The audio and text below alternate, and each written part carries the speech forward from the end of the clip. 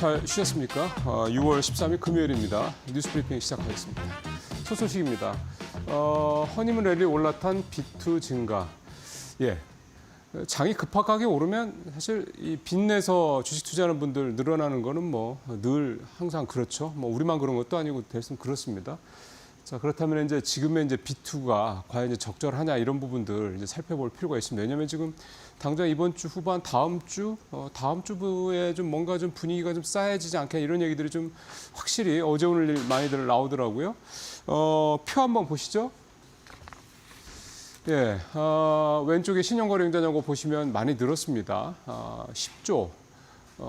코스피가 10조 원대까지 늘었고요. 저희 좀 표가 조금 거꾸로 됐는데 코스닥이 7조 원대까지 좀 늘어났습니다. 특히 코스피가 많이 늘어난 게 좀 눈에 띄고요. 코스피가 8% 가까이 늘어났고요. 오른쪽에 보시면 그렇게 해서 이제 개인 투자자들이 이제 빚을 내서 어디 이렇게 투자하나 봤더니 LG에너지솔루션, SK텔레콤, 삼성 SDI, 현대차, 셀트리온 이렇게 되는데요.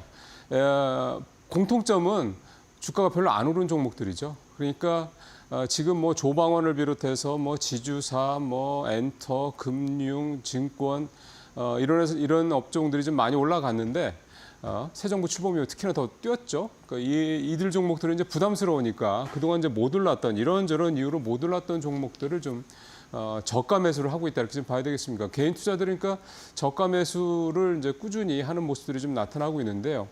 이제 중요한 건 이제 올라야죠. 저가 매수가 중요한 게 아니라 주가가 올라야 되는 건데 일단 2차 전지주들이 앞머리에 있고요. SK텔레콤은 오늘 말미에 마지막 꼭지로 말씀을 다시 드릴 거기 때문에 그때가 조금 더 말씀을 드리고 현대차는 역시 관세 리스크 부분이 있고 셀트리온도 좀 그렇죠. 그래서 전체적으로 어쨌든 그동안 못 올랐던 이유들이 분명했던 종목들인데 이들 종목들을 개인 투자들이 좀 적극적으로 매수를 하고 있다.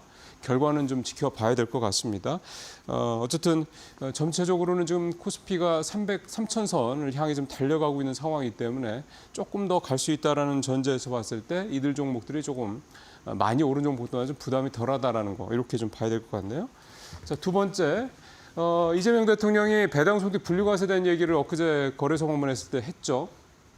그래서 시장에서도 그렇다면 이제 이 배당 관련된 부분들도 이제 새로운 증권가의 이슈로서 이제 새로운 모멘텀이 될 수 있다. 새로운 어떤 뭐랄까요 테마가 될 수 있다. 이제 이렇게 얘기들 다시 좀 나오고 있습니다.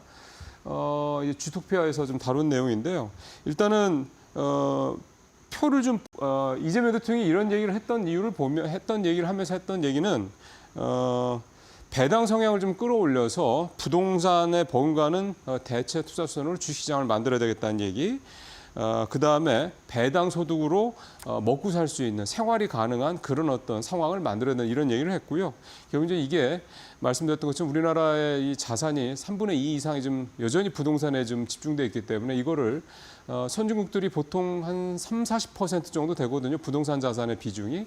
그러니까 그 정도 수준으로 뭐 당장에 되지 않겠습니다만 한 1-20년이 걸리더라도 그런 수준으로 바꿔가야 된다라는 어떤 출발점을 좀 삼자. 이제 이런 취지로 봐야겠습니다. 그러려면 이제 부동산만큼 수익을 낼 수 있는 게 주식이 돼야 된다. 이게 이제 투자자분들한테 잡혀야 되는데 시간이 좀 걸리겠죠. 주식은 여전히 좀 위험 자산이라는 생각이 좀 크니까요. 그래서 그런 부분들이 인식이 변하는데 일단 시금석으로서 이번 정부에서 본격적으로 이 배당을 한번 집중적으로 좀 추진하겠다 이런 얘기를 좀 하고 있는 거고요.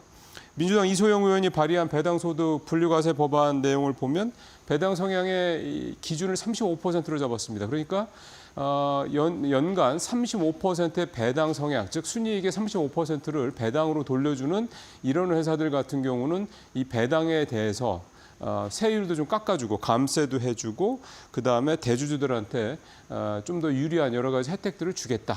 이렇게 지금 얘기를 하는 겁니다. 그렇게 되면 이 배당이 자리가 잡으면 우리나라에서도 좀 소위 말하는 중장기 투자의 문화가 생길 수 있는 여지가 분명히 있다 이렇게 좀 볼 수가 있겠습니다. 사실 미국 투자 우리가 많이 하는데 미국 투자하면서 항상 하는 얘기가 미국은 이렇게 꾸준히 올라 우상향이야 이런 얘기 많이 하지 않습니까?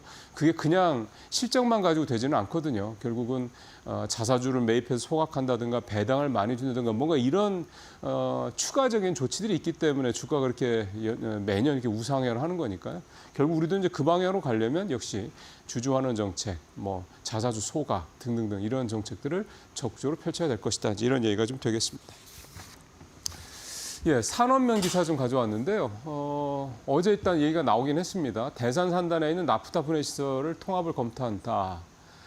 석유화학 재편의 도화선이 될 수 있다. 이런 얘기가 되겠습니다. 롯데케미칼하고 이제 HD 현대오일뱅크가 대산 산단, 충청남도 서산에 있는 거죠. 이쪽에 나프타 분해 시설 NCC를 갖고 있는데 이 시설을 좀 서로 통합하겠다는 겁니다. 통합을 하게 되면 아무래도 생산량이 줄어들게 되는 거죠. 뭔가 이제 그런 식으로 이게 좀 우리만 문제가 아니라 사실 이 중동하고 중국에서의 석유화학 쪽에 이 에틸렌, 이 석유화학의 쌀이라고 하는데 에틸렌 과잉 생산이 어제 오늘 얘기가 아닙니다. 2021년도에 석유화학 업계가 이제 고점 찍고 나서 2022년부터 지금 이제 2년, 3년, 이제 4년째 돼가는 거죠. 근데 아시다시피 중국이랑 이 중동이 기본적으로 이 부분에 이렇게 멈출 기세가 별로 안 나타납니다. 특히 중국 같은 경우 좀 구조조정이 있지 않겠냐 기대감을 가졌는데 여전히 중국 석유화학 업체들이 생산을 뭐 이렇게 줄이질 않고 있다고 합니다. 그러면은 사실 우리는 유가가 뭐 이런 상황에서 봤을 때 우리는 사실은 이 가격 경쟁력이 없습니다. 뭐 중국이나 중동 쪽에서 그렇게 후려치면서 가격을 에틸렌을 만들어내서 팔게 되면 사실 우리 같은 경우에서 만든 거는 품질 차이가 아주 세밀하게 많이 나는 게 아니기 때문에 사실 가격 경쟁력이 없죠. 그래서 사실 우리 석유화학 업계들이 정말 좀 심각한 위기에 좀 빠져 있는 건데요. 표 한번 보실까요? 지금 크게 보면 여수 산단, 대산 산단, 울산 산단 이렇게 좀 되는데 지금 1,000만 톤이 훨씬 넘어가죠. 우리만 해도. 그러니까 이렇게 되다 보니까 이게 좀 팔 때가 마땅치가 않은 겁니다. 그리고 우리나라 같은 경우도 내수가 별로 좋지 않으니까 국내에서도 수요가 그렇게 높은 편이 아니고요. 그래서 일단은 대산 산단에 있는 롯데케미칼하고 HD현대케미칼 합치면 200만 톤 정도 에틸렌이 되는 거죠. 생산. 이거를 이제 먼저 줄이겠다라는 거고요. 보면 한화하고 LG에 비해서도 이제 이 두 회사가 3위권, 4위권입니다. 그러니까 일단 3, 4위권이 먼저 좀 움직여보자 이런 얘기를 하는 거고요.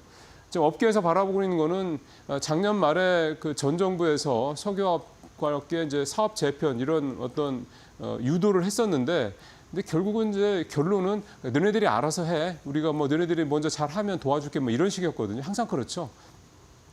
그래서 이번에는 일단 기업들이 먼저 움직이고 있는데요. 이게 에틸렌부터 뭐 벤젠, 뭐 프로피테놀렌까지 쭉 다른 석유화학의 주요 이런 제품들로 좀 확장이 될 수만 있다 그러면 우리 업계가 조금 석유업계가 변화의 조짐이 좀 더 퍼질 수 있다 이런 기대감은 나오고 있습니다.